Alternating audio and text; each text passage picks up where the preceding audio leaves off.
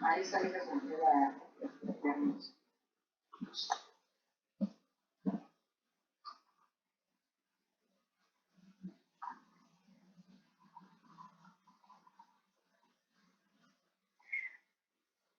Estamos entonces.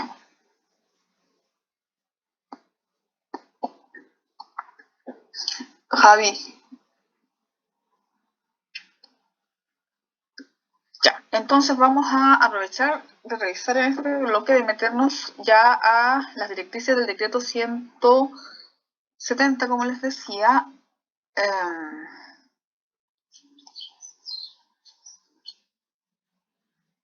Bien. Abierto. ¿Alguien quiere comentar algo?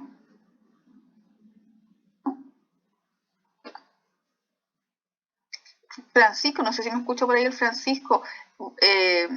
¿Googleó el modelo de la autora? ¿Lo encontró por ahí o no?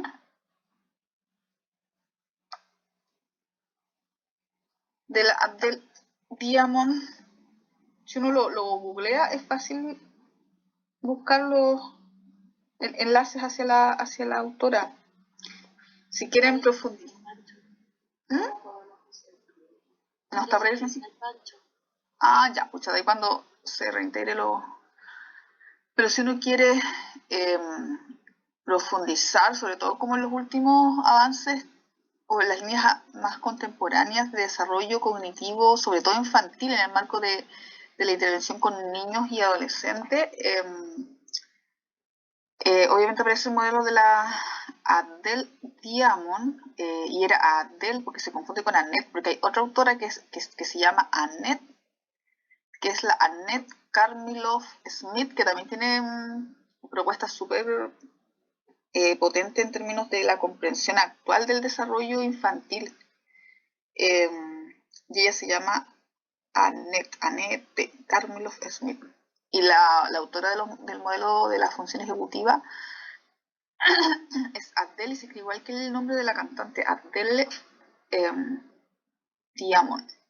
Si quieren después, alguien si quiere profundizar en esos temas, se pueden buscar y se encuentra información fácilmente de ella. Bien, entonces, vamos a revisar algunos elementos distintivos que se enmarcan dentro del decreto 170 para la cobertura de necesidades educativas especiales y luego entender cuáles son los diagnósticos o las condiciones que están dentro de esta categoría.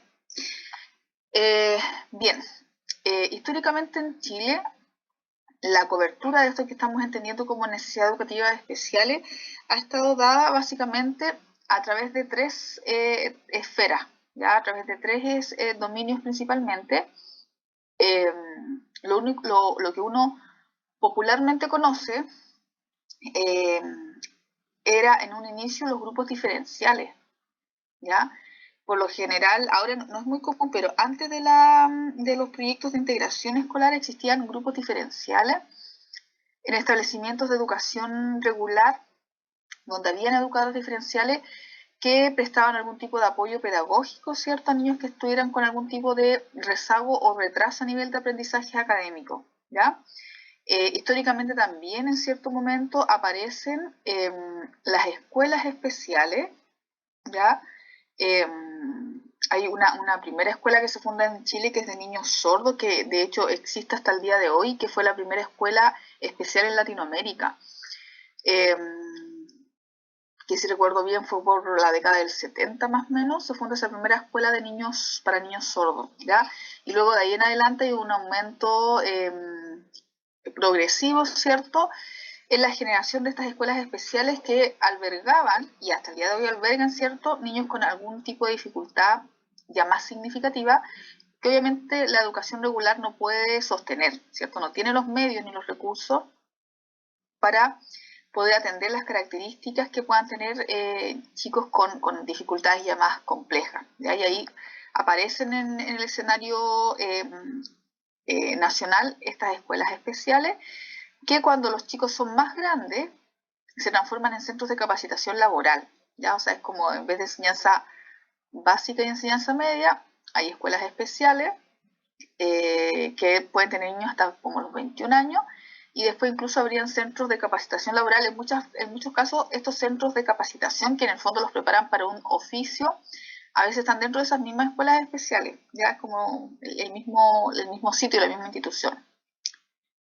Luego, posteriormente, ¿cierto?, aparecen los proyectos de integración escolar, que es un poco lo que estamos enfocados en esta revisión, ¿ya?, que se terminan de regular específicamente en el año 2009 a partir de este decreto, que es el decreto 170, que establece varias condiciones mínimas de funcionamiento, ¿ya?, que son las que hay que manejar, obviamente, cuando uno trabaja o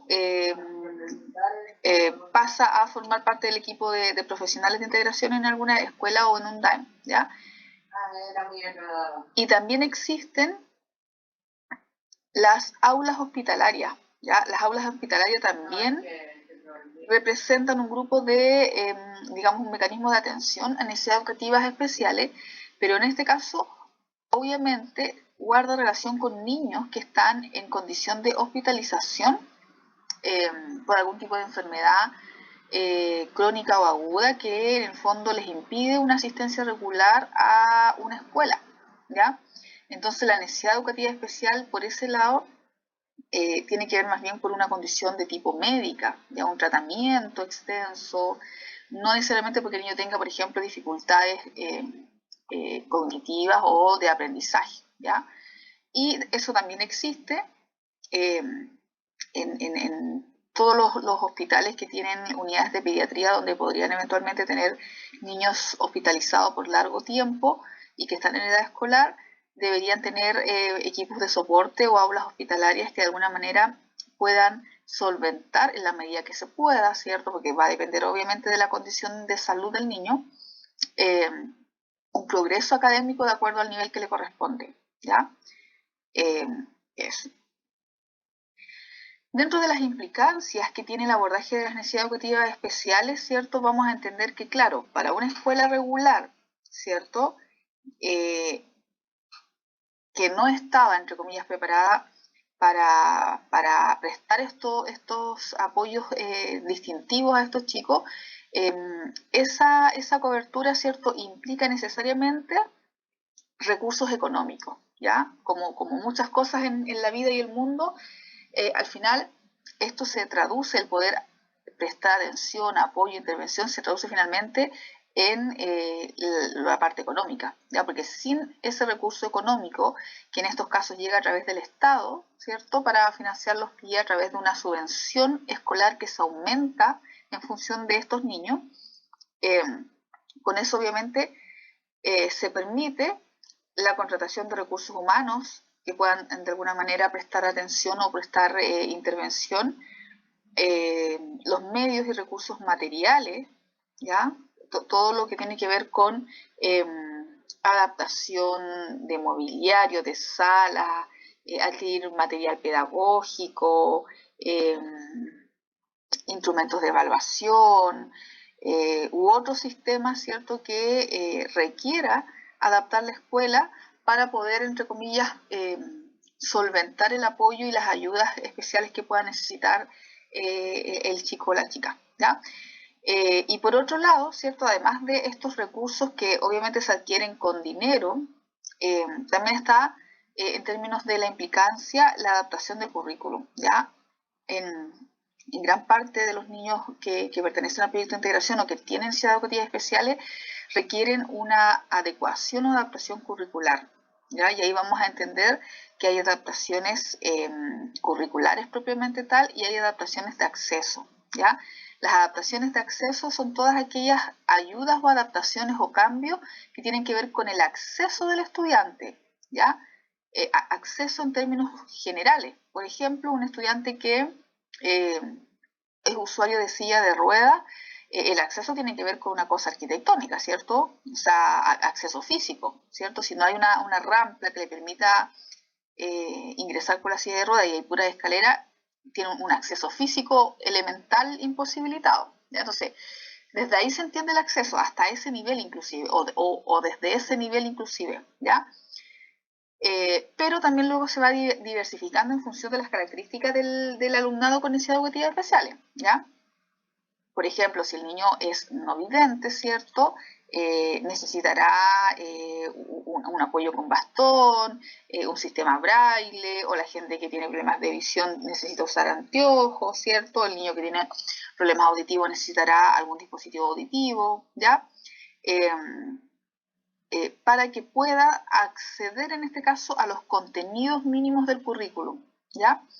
Eso es como un primer nivel de adaptación al currículum y incluso muchas veces, dependiendo del autor, no se considera una adaptación curricular propiamente tal, sino que son medidas de acceso, ¿ya? Que en el fondo son como cosas obvias, estas cosas que yo digo, bueno, eh, es intuitivo, ¿cierto? Si yo veo en la sala que tengo un niño con problemas de visión, eh, me preocupo de que está adelante, o sea, es una cosa casi obvia de sentido común muchas veces, no sé. Por ahí todas las adaptaciones de acceso a veces incluso no están consideradas dentro de las adaptaciones curriculares propiamente tal, ¿ya? Eh, ya que hay autores que señalan que ya la adaptación curricular tiene que ver justamente cómo el equipo pedagógico, ya sea el profesor de aula o el educador diferencial, o en este caso todo el equipo PIE, ¿cierto? Dependiendo de las evaluaciones que haya hecho, estipulan para un determinado alumno las adecuaciones a su currículum en cuanto a los contenidos, ¿ya? En cuanto a la rapidez con que se le pueden pasar o no los contenidos, en cuanto a los objetivos de aprendizaje, en cuanto a los formatos o tipos de evaluación, ¿ya? No todos los niños en el PIE, ¿cierto? O no todos los niños con necesidades educativas especiales necesitan adaptación curricular en todas las áreas, ni en todas las asignaturas, ¿ya? Va a depender de la característica y de la condición del niño, ¿ya? Y eso obviamente nos lleva a la evaluación, ¿ya? Un poco cuando ustedes se hacen preguntas y le digo, bueno, eso va a depender de la evaluación, ¿cierto? Para poder diferenciar las características del niño, si es un cuadro clínico propiamente tal o más bien son rasgos de su personalidad, si tiene esto, lo otro, o cómo arma el perfil. Bueno, todo eso va a depender de un proceso evaluativo inicial, ¿cierto? Y aquí también. Cómo después se define, cómo se adecua ese currículum, ¿cierto? O el nivel o el grado de adaptación, si va a ser muy significativo, ¿cierto? O va a ser, no, solo muy, muy leve, muy superficial, porque en el fondo requiere apoyo en pocas instancias, y con eso está bien, y con eso basta, ¿ya? En términos de, sí, Disculpe que le interrumpa, que justo estaba pasando esto ahora y me llamó la atención de que es para niños de básica, pero ¿hay algún mecanismo, pongamos, si alguno de nosotros llega a trabajar, o nosotros los psicólogos no trabajamos en jardines infantiles o en escuelas de lenguaje para niños preescolares, esto no se aplica para ellos? eh, la adecuación curricular por lo general se realiza en niños en educación escolar, básica, media inclusive, incluso a nivel universitario. En preescolar sí hay psicólogos trabajando, pero no desde el contexto PIE propiamente tal. Por ahí en las escuelas de lenguaje se albergan, entre comillas, niños que tienen algún TEL, ¿cierto? Alguna alteración del lenguaje. Y dependiendo de la institución, a veces hay psicólogo y a veces no hay psicólogo, ¿ya? Las escuelas de lenguaje, cuando ingresan niños con TEL, claro, parte de eso, ¿cierto? De hecho, vendría siendo como una especie de escuela especial de lenguaje, ¿cierto? Pero no alberga a todos los otros niños que puedan tener dificultades, sino que solo los que tienen dificultad de lenguaje. Entonces ahí también ocurre esto, ¿cierto? Hay una adaptación, hay evaluaciones, hay ajustes que se pueden hacer de acuerdo al niño, pero en preescolar la labor del psicólogo, como en este marco de cosas, no, no está tan presente, ¿ya? Sí es psicólogo, pero no es tanto, no ha sido tan eh, significativo como lo que ha ocurrido en educación escolar y media, ¿ya? En básica y media, ¿ya? Ya, profe, gracias. Bien. En cuanto a el concepto de discapacidad, que es un elemento que empieza a aparecer, ¿cierto? nos remite a entender también que a nivel teórico, a nivel social, a nivel legal, la concepción que ha habido de la discapacidad, porque aquí ya empiezan, de acuerdo a determinados diagnósticos, ¿cierto?, referidos a necesidades educativas especiales, en algunos casos empiezan a aparecer también condiciones asociadas a una discapacidad propiamente tal, ¿ya?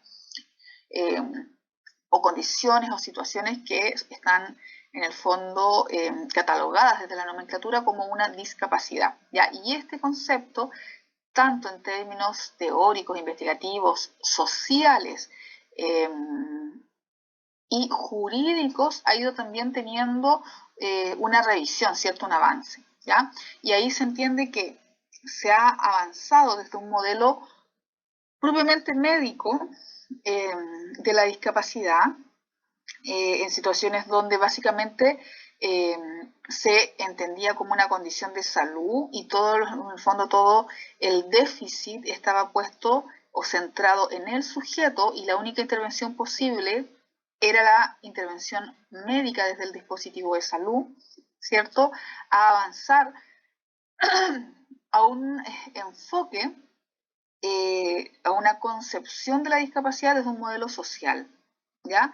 Y hoy día, a pesar de que todavía siguen muy presentes estas miradas, ¿cierto? Hoy día deberíamos estar también desde un modelo de tipo más integrado, ¿ya?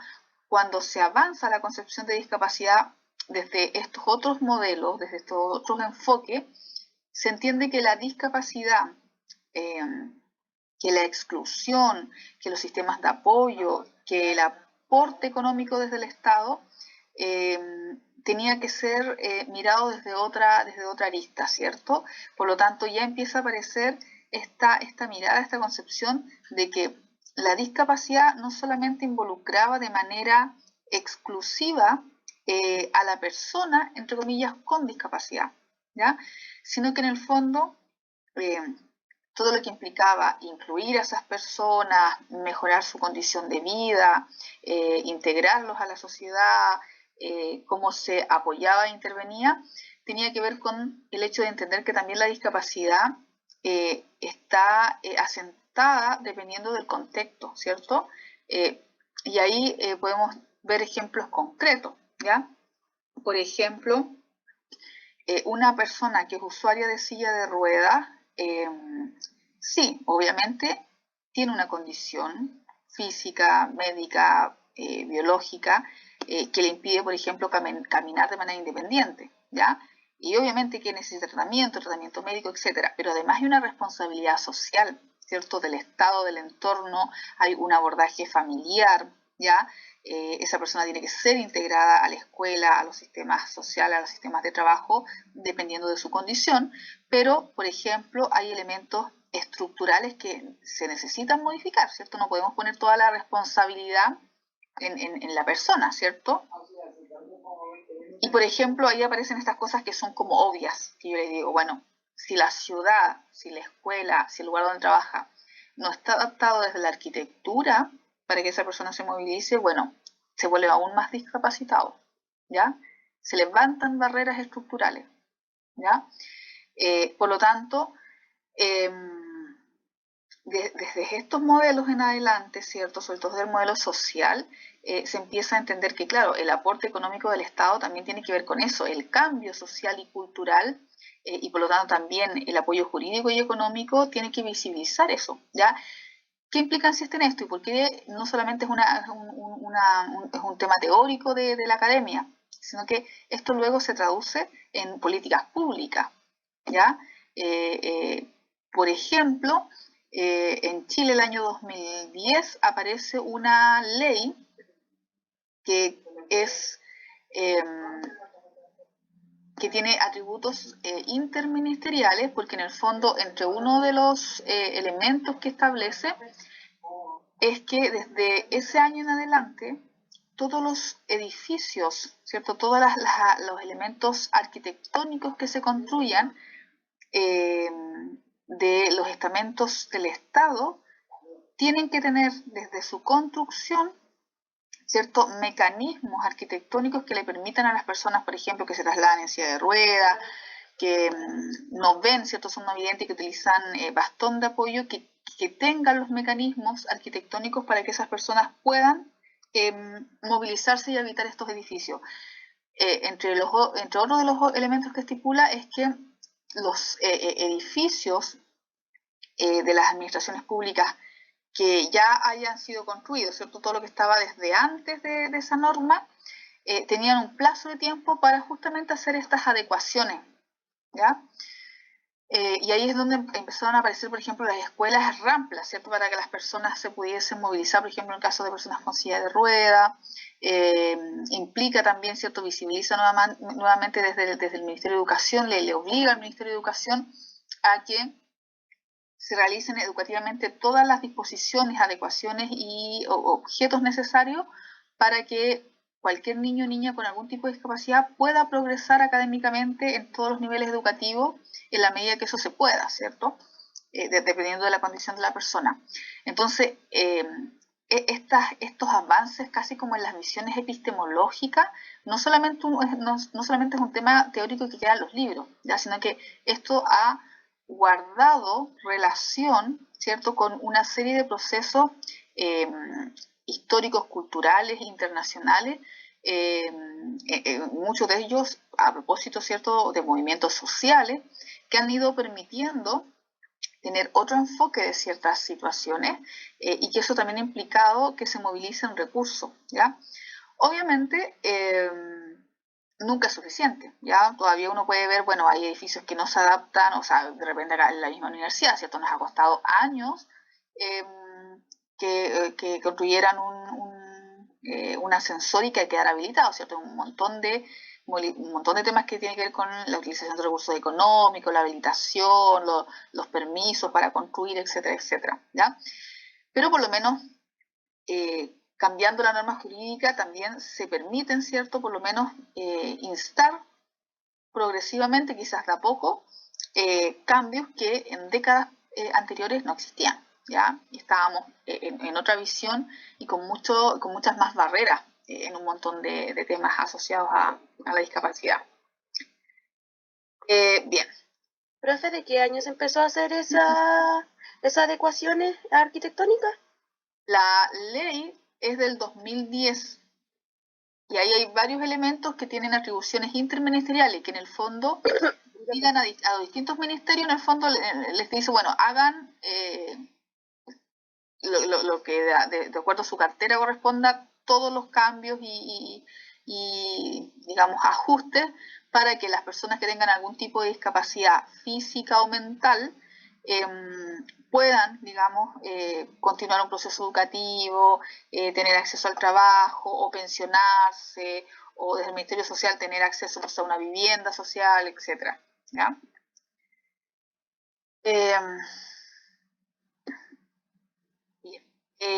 Acá. Entonces, a partir de eso, uno de los elementos, entre muchos, ¿cierto? Porque acá también son temas que implican hartas aristas, ¿ya? Aparece el año 2009 el decreto 170, que es un decreto del Ministerio de Educación, que de alguna manera regula administrativamente lo que se estaba haciendo en el marco de los proyectos de integración escolar, ¿ya? Los proyectos de integración escolar venían funcionándose más, digamos, hacia atrás, ¿cierto? Venían funcionando antes de la promulgación de este decreto, ¿ya?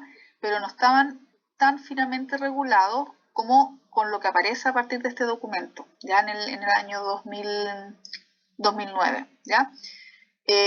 ¿Y qué establece este decreto? Bueno, eso a propósito también de todo de este avance, de estas transiciones, también por cosas que se empezaron a observar que ocurrían, ¿cierto? Como las que yo les he comentado, que de repente empezaban a aparecer en un curso muchos niños con muchos diagnósticos y uno decía, bueno, ¿qué está pasando? ¿Cierto? Si esto es una escuela regular, ¿no? Una escuela especial. ¿Aló? Sí.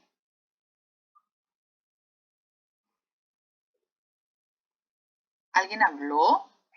¿O se le prendió el micrófono? ¿No? Hay una compañera con un micrófono activado. Bien, parece que ahí lo apagó. Entonces, esto aparece y termina por regular algunas cosas bastante específicas, y también hay varias cosas que todavía están como en el vacío, ¿ya?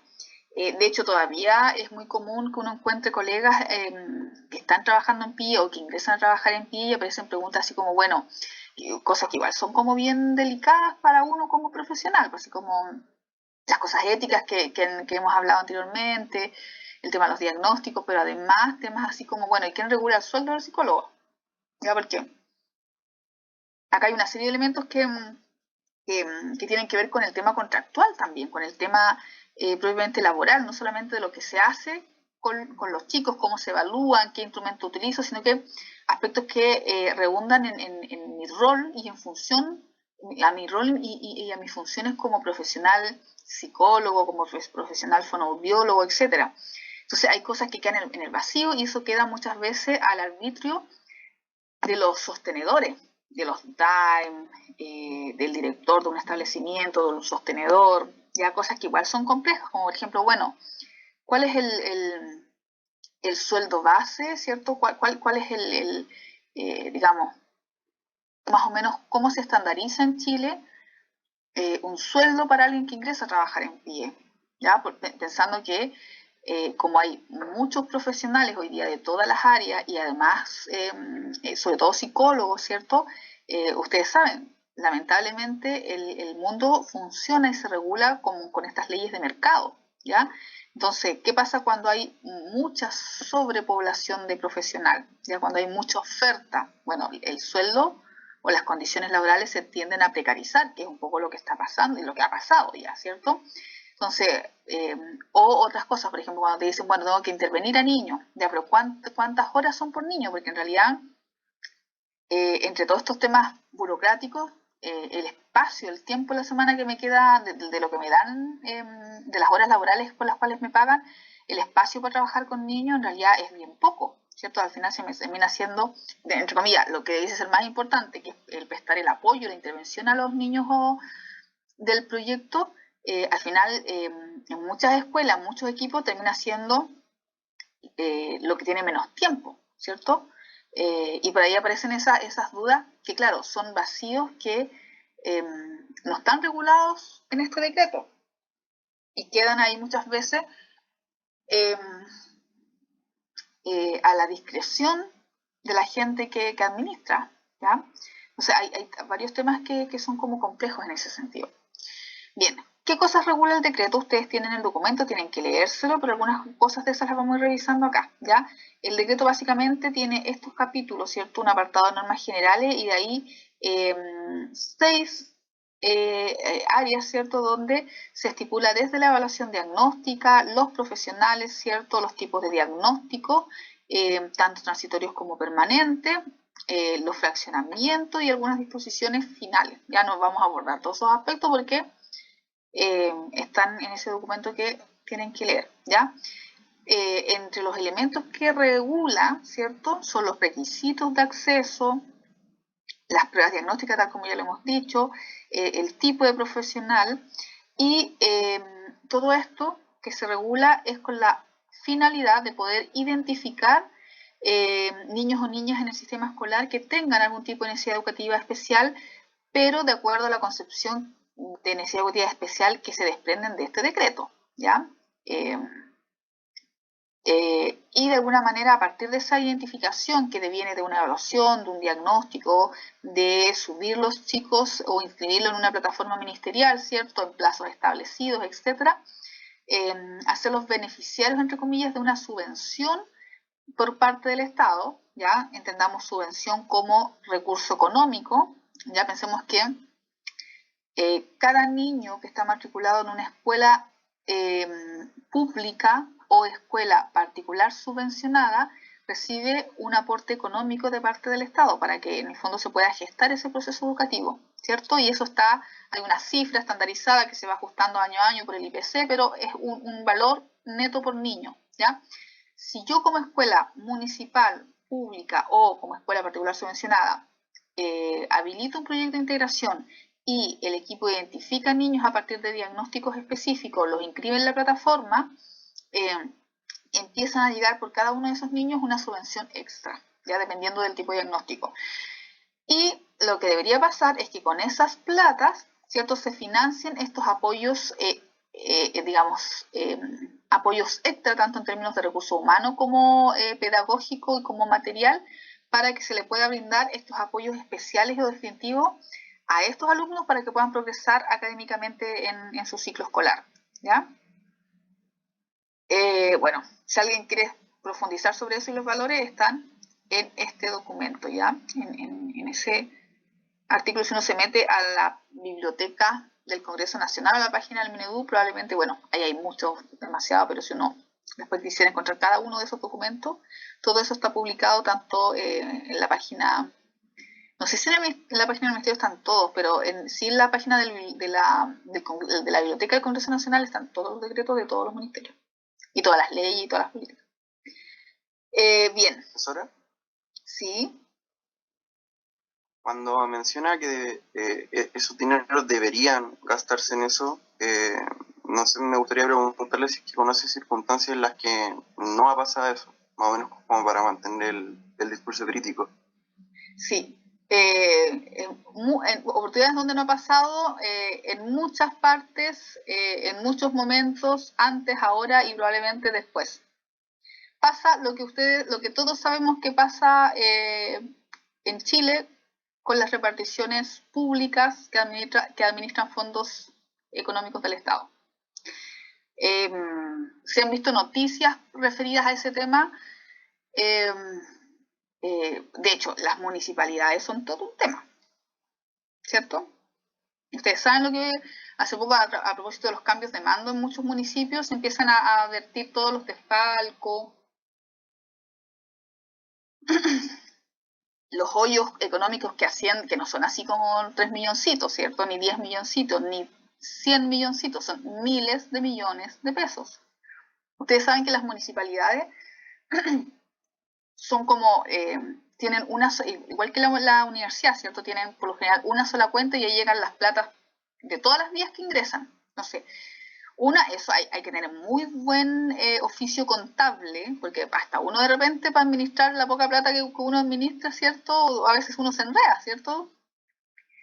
O dice, bueno, tenía tanta plata y de repente fui a dar una vuelta al centro y ¿en qué gasté tanta plata? Bueno, hay que ser súper hábil manejando dinero. Imagínense estas grandes organizaciones. ¿Ya? Entonces, lo que sucede en las municipalidades es que tienen unas arcas donde ingresan todas las platas de todas las dependencias que administran, las platas de los consultorios de salud, de todos los proyectos sociales, de las unidades de tránsito, de educación, por todos los ítems y todos los conceptos. Entonces, ahí tiene que haber gente, equipos contables muy capacitados y además muy éticos. ¿Ya? Eso por un lado, que eso incluso en términos técnicos de repente cuesta administrar, pero además sucede lo que sabemos que sucede en Chile. Hay gente que se gasta la plata, que roba plata, ¿ya? De hecho, cuando yo trabajé en PIE directamente, yo cuando salí de la U empecé trabajando en varias áreas, porque cuando uno sale de la U pica donde encuentra trabajo, ¿cierto?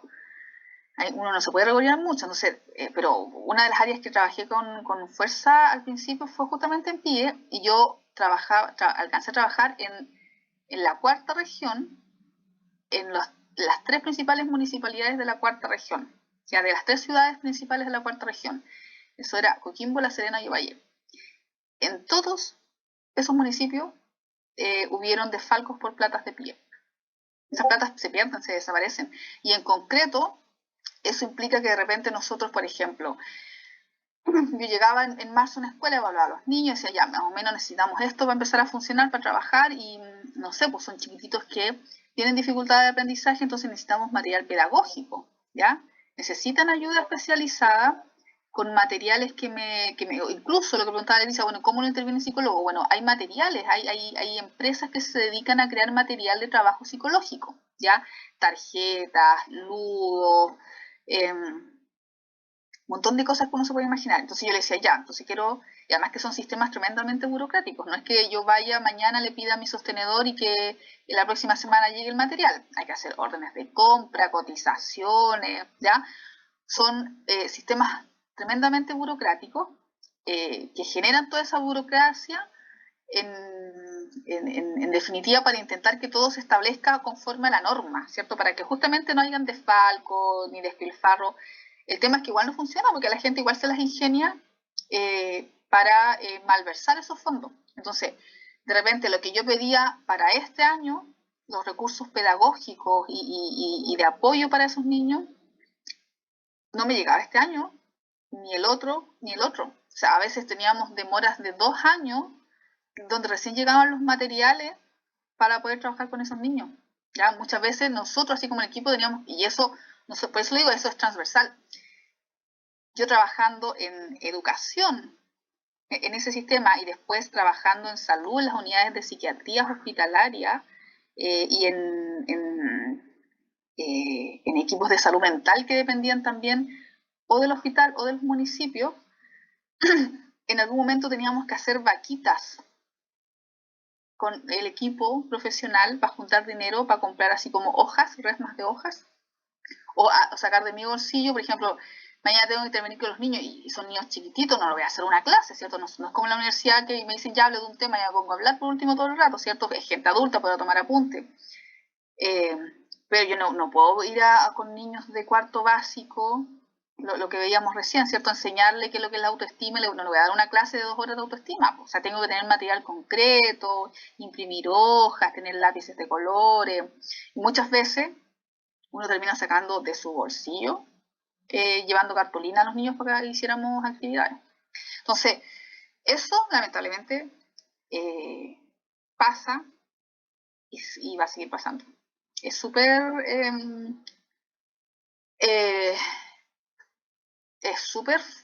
fome. O sea, por decir uno se queda corta con el apelativo, ¿ya? Pero eso sí, efectivamente pasa.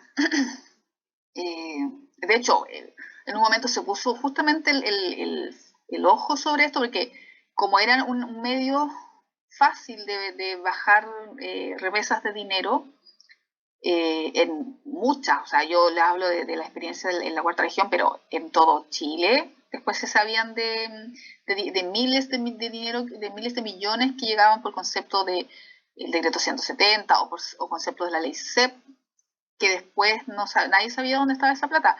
Y por lo general las municipalidades, cuando hay tiempo de elecciones, ocupan platas de sus arcas, porque llega toda una sola arca fiscal, una arca municipal, y en épocas preeleccionarias empiezan a ocupar esos recursos de manera indiscriminada.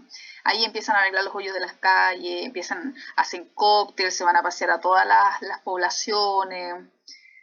Y claro, después cuando uno dice necesito dentro del año plata para comprar estos recursos que llegan con plata por este proyecto o por este programa, esas platas no están o se demoran eternamente porque hay que esperar que la municipalidad vuelva a ser solvente.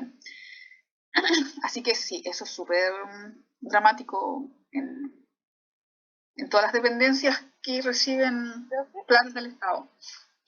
¿Sí? Igual lo otro que igual es conocido porque me interesa trabajar en CEFAM, pero mi prima trabaja en el servicio de salud aquí en Talca.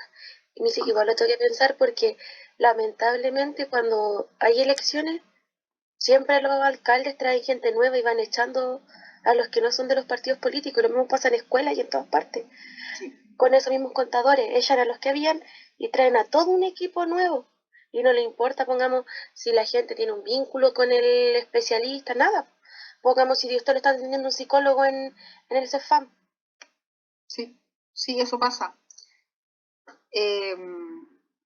No siempre, y no en todas partes, por lo general los cargos que siempre se remueven cuando hay cambios de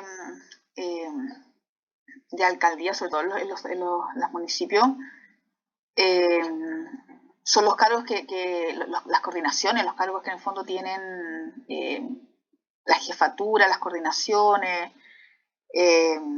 y a veces también, pues a veces llega incluso a nivel de los profesionales que atienden, tanto en salud, en educación, en otros programas sociales, dependiendo del tamaño del municipio, de repente tiene que ver con si te sacan o no. Por ejemplo, eso de todos los colores políticos, de todo el espectro político, pasa eso. Nosotros cuando trabajábamos, era súper fome porque cuando hacían los periodos de hacer campaña política, en el fondo salir a la comunidad, mostrar lo bonito y lo bueno que es la municipalidad, y se hacían un montón de ferias, carnavales, todo en el fondo para sacar lustre hacia la gente.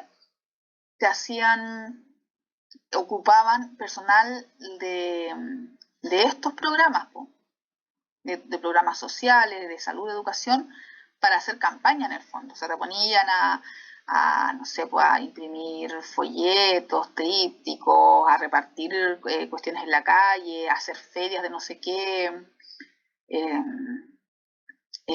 Pero en el fondo potenciando y a favor del partido político de turno, del alcalde de turno. ¿ya? Entonces, independiente de que fueras tú partidario o no de un determinado partido político, te obligaban, y en el fondo es súper complejo, porque en el fondo es como, bueno, o lo así ya, y si alguien se niega, de repente después uno sabe que probablemente tu cargo al final del periodo va a estar ahí medio en jaque. De hecho, eso pasa mucho, ¿ya? Ahora, también hay un grupo de gente que trabaja en todas estas dependencias que no la pueden sacar, ¿cierto? Porque no tendrían una mínima continuidad. Por lo general, a veces sacan a los cargos de jefatura, las coordinaciones, etc. Así que sí, así es el mundo, lamentablemente, así es el mundo en el que vivimos.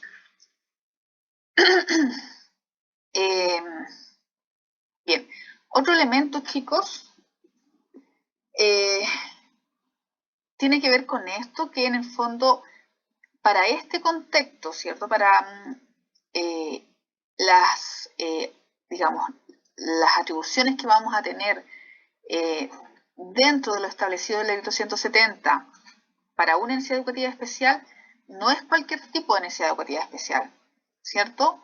Lo que revisábamos anteriormente, yo puedo tener un niño que tenga X características y a lo mejor no tiene un diagnóstico clínico per se, pero igual ese niño requiere apoyo, ¿cierto? A lo mejor igual tiene una necesidad educativa especial, ¿ya? Sin embargo, esa distinción que es más amplia, que es más integral, no la tiene este decreto. Ya para este decreto, y lo que se estipula a partir de él, tiene una concepción específica de lo que se va a entender o no como necesidad educativa especial, ¿ya? Aquí define, entre comillas, ¿cierto?, que el alumno o alumna que va a presentar esta necesidad educativa especial es quien precisa ayudas y recursos adicionales, ya sea humanos o materiales o pedagógicos para avanzar en su proceso académico, ¿ya? Ya, no diría, bueno, eso es bastante amplio, ¿cierto? Hay muchos niños que podrían caer en esa categoría. Pero luego vamos a entender que para el decreto, ¿cierto?, solo van a ser niños que, de acuerdo a una evaluación clínica, calcen con determinados diagnósticos, ¿ya? Otro elemento que se desprende a partir de esto es que la necesidad educativa especial se va a definir en función más bien de los apoyos o ayudas especializadas adicionales que van a requerir estos chicos, ¿ya? Y en base a eso, ¿cierto?, se establece que este apoyo económico debiese ser invertido en estas ayudas adicionales, ¿ya? Bueno, y ahí tenemos esto de que en algunos lugares probablemente sí se ha mejorado, se está haciendo bien, pero en otros lugares también mucha de esa plata termina fugándose, ¿ya? Por lo tanto, la definición de PIE, ¿ya? No confundir, acuérdense de las siglas, no confundir PIE con PI. ¿Qué es lo que era el PI en educación? El PI, ¿se acuerdan? El proyecto educativo institucional. Correcto, ¿cierto? No confundir PIE, que son siglas que uno las termina utilizando mucho.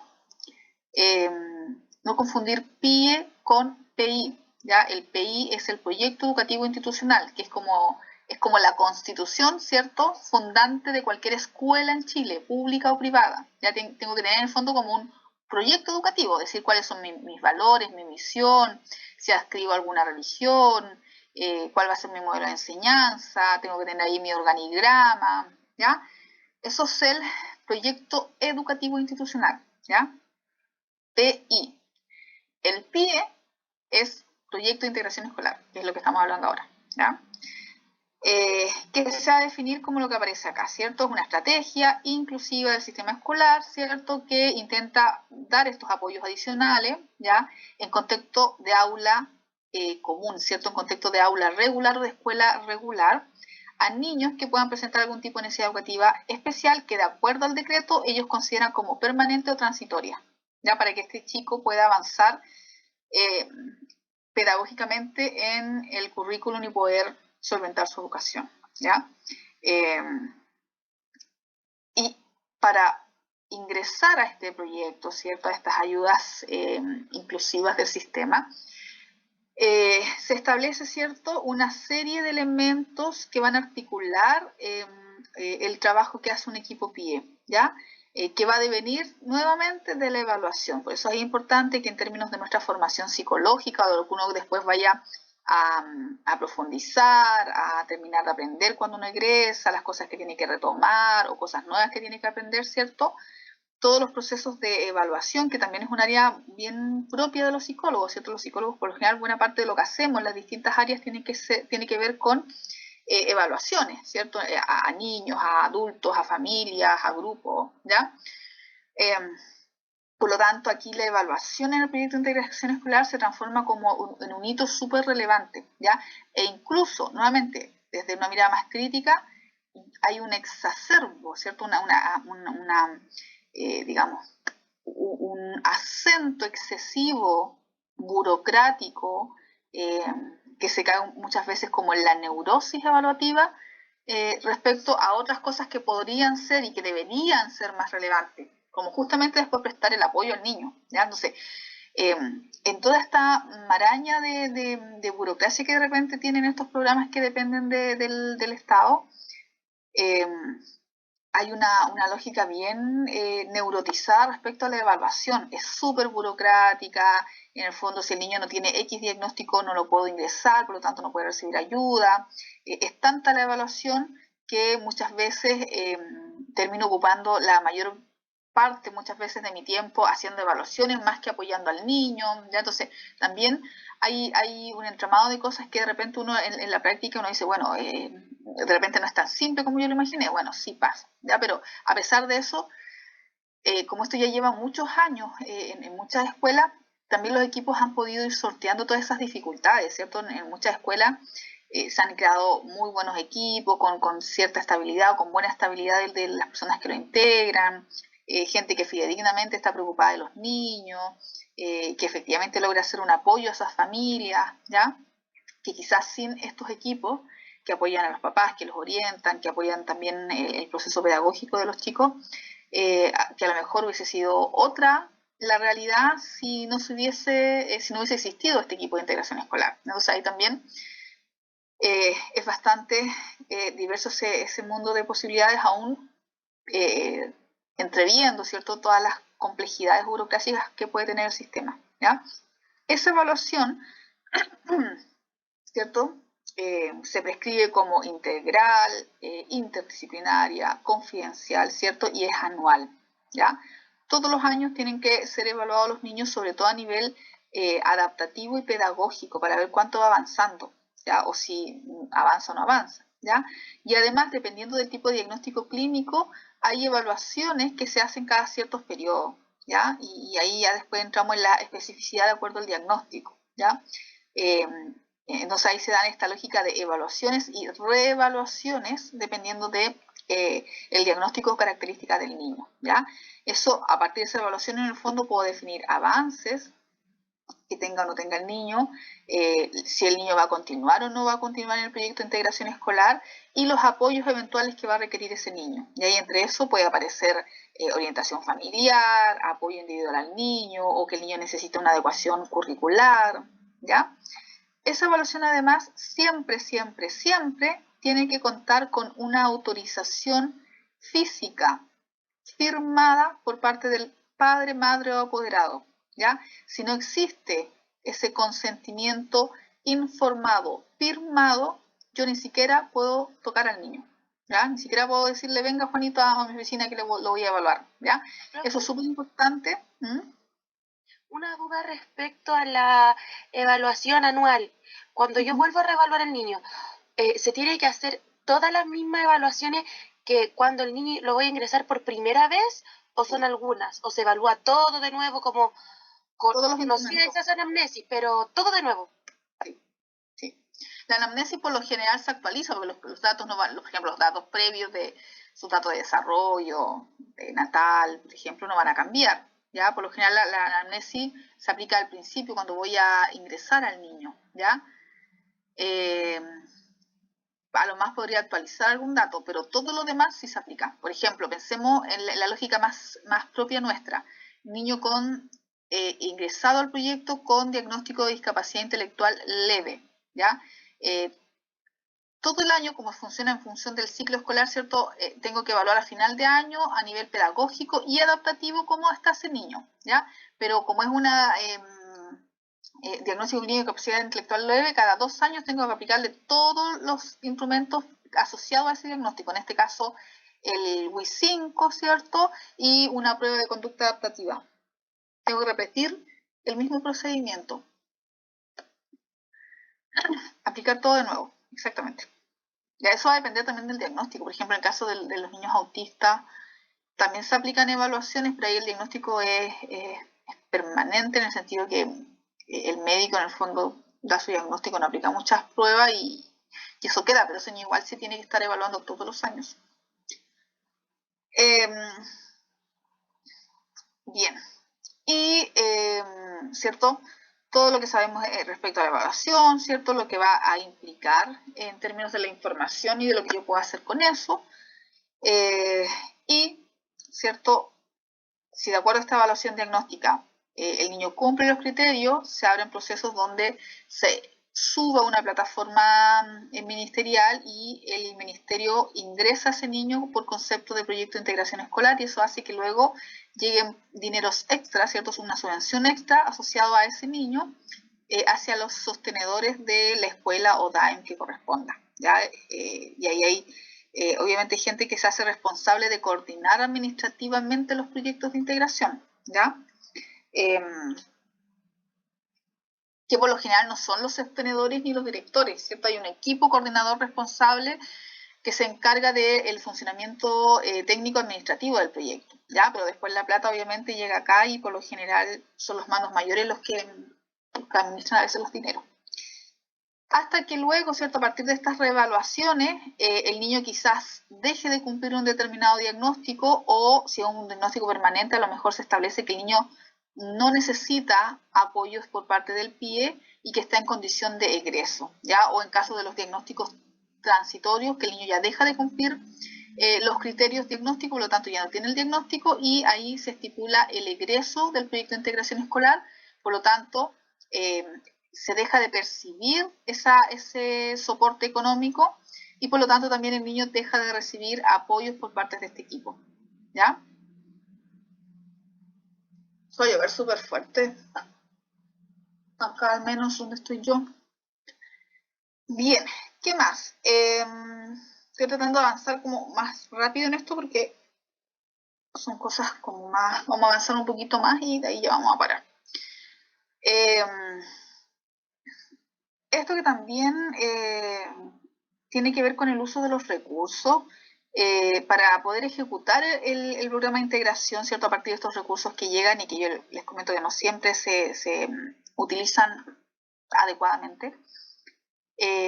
Esos recursos, ojo, que también tiene como elementos de índole contractual, ¿cierto? Recordemos que este concepto de contractual tiene que ver con los límites, ¿cierto? Cómo se norma y se limita aspectos asociados a los roles y funciones en un determinado puesto de trabajo, ¿cierto?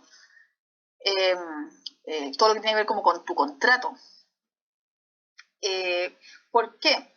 Porque esa subvención que llega a través de estos dineros, ¿cierto? No solamente tienen ítems que se establecen para esas dos vías principales, ¿cierto? Para la contratación de recursos humanos, ¿cierto? De este equipo que va a prestar estos apoyos a estos niños y de los recursos y medios materiales, ¿cierto? Si tengo que adaptar una sala, comprar materiales, fichas, recursos pedagógicos, etcétera, sino que además esas platas debiesen utilizarse, ¿cierto? Y un ítem que tiene que ver con la capacitación y perfeccionamiento sostenido del equipo, ¿ya?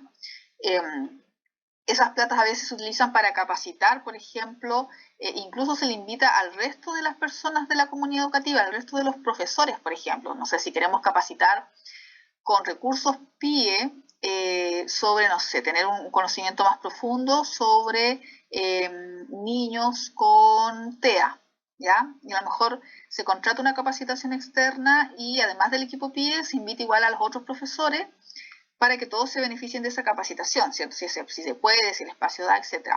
O también se utilizan esos recursos para, por ejemplo, ahora que hace ya 3 años se cambió una de las pruebas que se utilizan fuertemente en el programa, ¿cierto? La prueba que utilizamos nosotros los psicólogos, para que esos profesionales que ya vienen trabajando hace hartos años, ¿cierto? Que están en este proyecto o que ingresaron hace poco, pero en el fondo necesitan capacitarse, y como es algo que tiene que ver directamente con su trabajo y la plata del proyecto tiene un ítem asociado a eso, bueno, los sostenedores ahí compran o pagan capacitaciones, por ejemplo, para que los psicólogos se capaciten en no sé, la nueva actualización del WIS 5, ¿ya? Eso se hace, ¿cierto? En algunos lugares también se administra mejor que en otros, pero es parte de lo que se puede y se debe hacer con las platas del pie, ¿ya? Y bueno, establece también, además del trabajo interventivo propiamente tal, ¿cierto?, horas de coordinación. O sea, este recurso humano profesional también debería tener dentro de su jornada, en horas pagadas, cierto trabajo asociado a la coordinación o trabajo colaborativo, ya sea entre el mismo equipo como hacia la comunidad escolar. Eso. ¿Qué obligaciones específicas también se desprenden a partir del funcionamiento de los PIE, ¿cierto? Todo lo que tiene que ver con la programación de cualquier tipo de proyecto, ¿ya?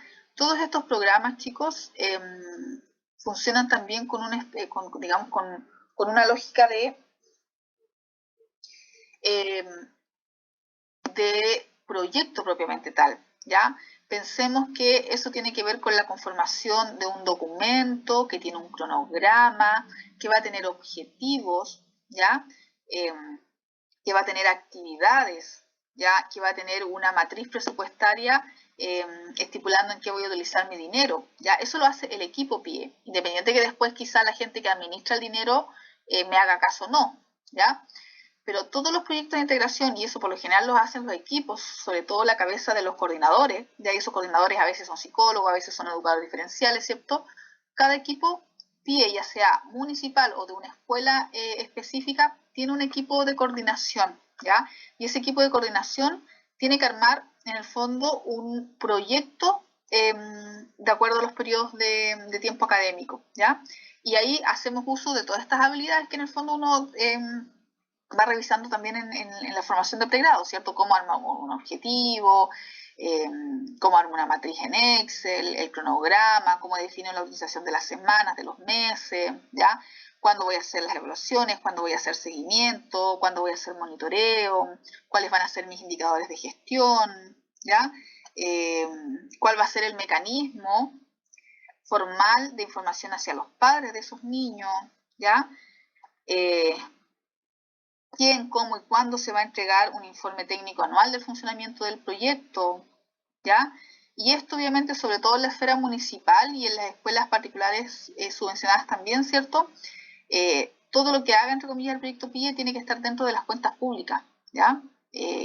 Tanto a nivel técnico como financiero se debe dar cuenta de aquello, ¿ya? Porque obviamente son platas del Estado. Bueno, en términos concretos, las disposiciones son las que aparecen acá, ¿cierto? Para niños o jóvenes, ¿cierto? Que estén en una condición que de alguna manera implique que estén más tiempo en una educación escolar, ¿cierto? La edad máxima permitida, ¿cierto? Una persona que en el fondo tiene una necesidad educativa diagnosticada, sobre todo en condiciones un poco más complejas, podría eventualmente estar hasta los 21 años en un programa de integración o proyecto de integración. Y esa es la edad límite. En cuanto a la cantidad de alumnos, que esto fue un poco de lo que yo les comento que se reguló finalmente a partir del decreto,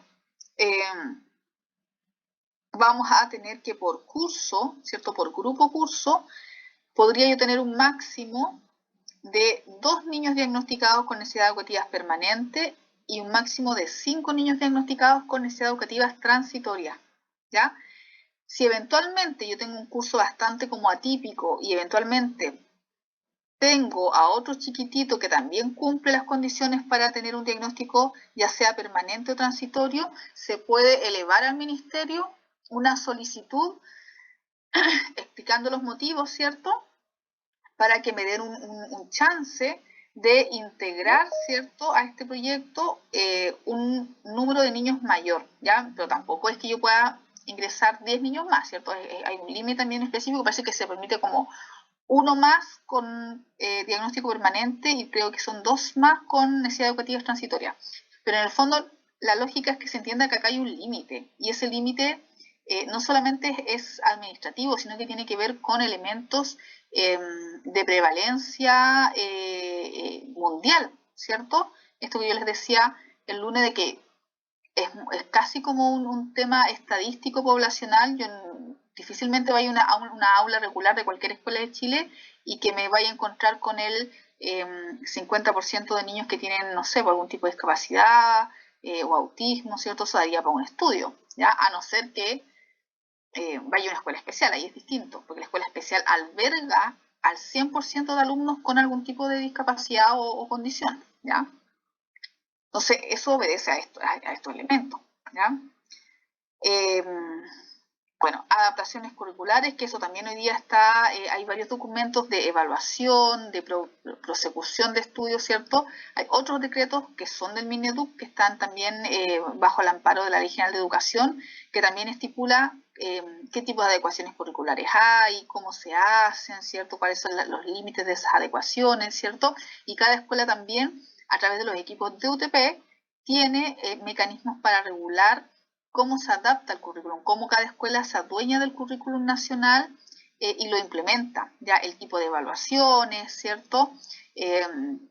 Cuándo un niño va a repetir o no de curso, cuáles son en el fondo los elementos evaluativos y de progresión académica que cada escuela establece en su proyecto educativo. De ahí el menú también tiene algunas directrices, ¿ya? Luego hay otros reglamentos que no los vamos a revisar en este contexto, pero que se van articulando con todas estas cosas que se hacen dentro de educación. Ya apareció luego, por ejemplo, el decreto 83 que establece el diseño universal de aprendizaje, cómo hacer planificaciones universales en el aula.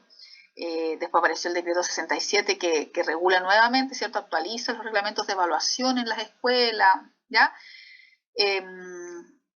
Eso, si bien son cosas que son más propias del conocimiento docente, ¿cierto? De los pedagogos propiamente tal, igual ahí cuando uno trabaja es bueno empaparse de eso, ¿cierto? Uno necesita también tener un bagaje, ¿cierto? Es bueno leerse esos decretos, interiorizarse un poco porque son cosas que van a redundar en tu trabajo, ¿ya?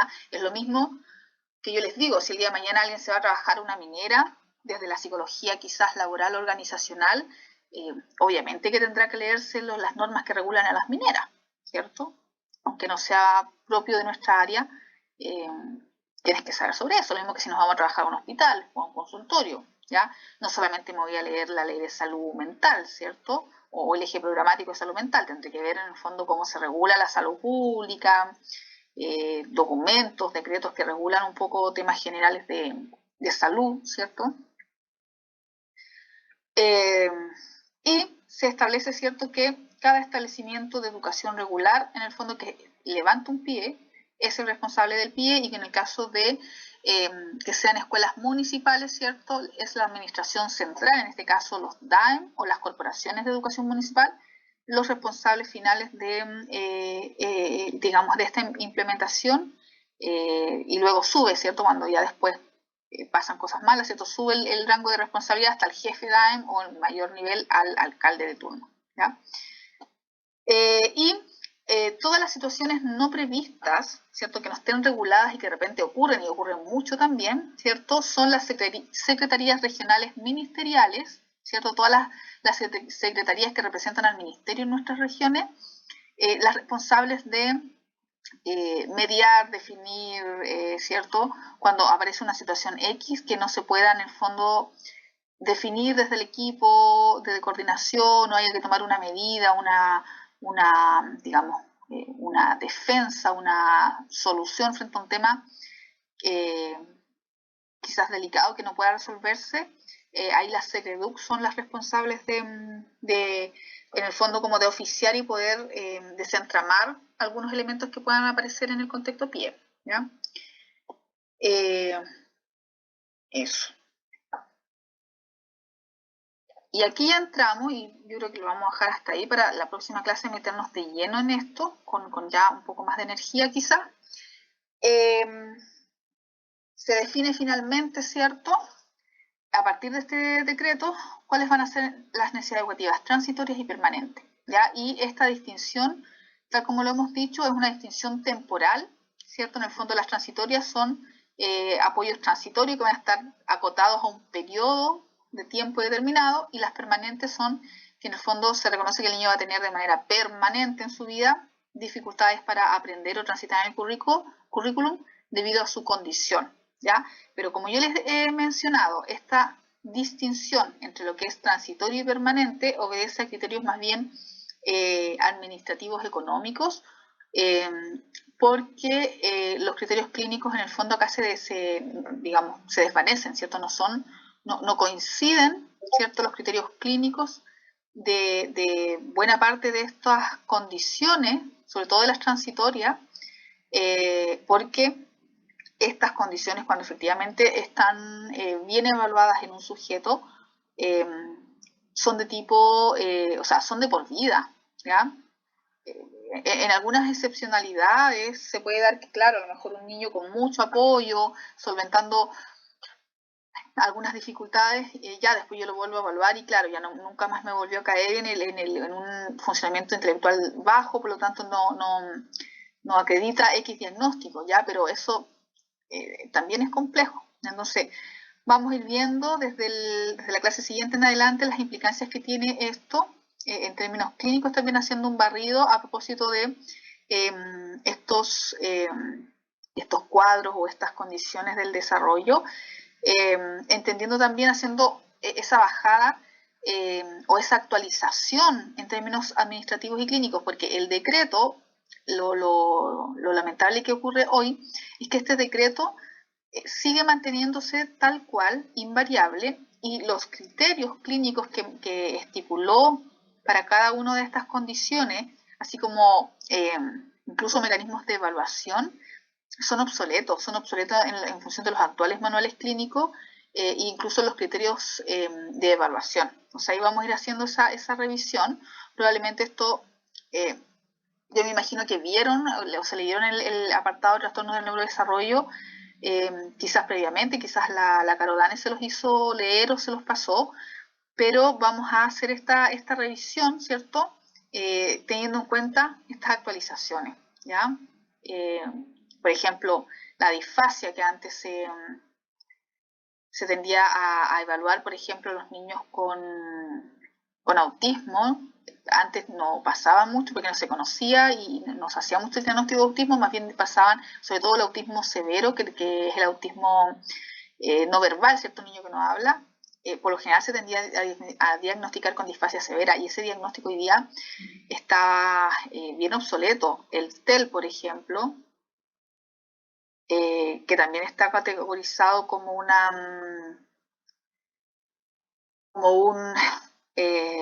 necesidad transitoria. Hoy día también todo lo que se sabe desde la neurobiología y desde la neuropsicología, se sabe que el TEL no es una condición de vida, en el fondo, es un modo que tiene el cerebro de funcionar, lo mismo que en el déficit atencional, ya lo mismo con el autismo. Así que vamos a ir haciendo esa revisión para ir entendiendo un poco estas contradicciones y algunas actualizaciones en base a estos temas. De ahí concretamente lo que respecta a esto, ¿cierto? Este diagnóstico igual desapareció. funcionamiento limítrofe a nivel intelectual, eso no deberíamos estar diagnosticándolo como psicólogos. Sin embargo, el sistema todavía lo pide. Así que eso. Bien, chicos, lo vamos a dejar hoy día hasta acá. Lo vamos a retomar desde ahí en adelante el lunes con harta información también que nos queda por revisar. Así que eso. Vamos a parar. ¿Dudas? ¿Comentarios? ¿No? Ya. No sé si tienen clase en la tarde los miércoles. ¿Ustedes tienen clase en la tarde? ¿En el horario? Sí, Sí, profe. ¿Y los lunes? tenemos tesina. Y los lunes Sí. tenemos la sección de habilidades para el mundo del trabajo, pero una sección. Ya. Ya, el año pasado igual el curso tenía clase los miércoles en la tarde. Yo igual tengo clase, y de hecho he estado toda la semana haciendo clase, así que estoy ya a mitad de semana bien agotada. Ya, chicos, dejémoslo hasta acá. Quedan en libertad de acción y nos vemos el día lunes. Voy a parar la grabación. Ya, profe, gracias. Chao, profe. Chao, profe, gracias. Chao, chao. Profe, gracias. Chao, chao.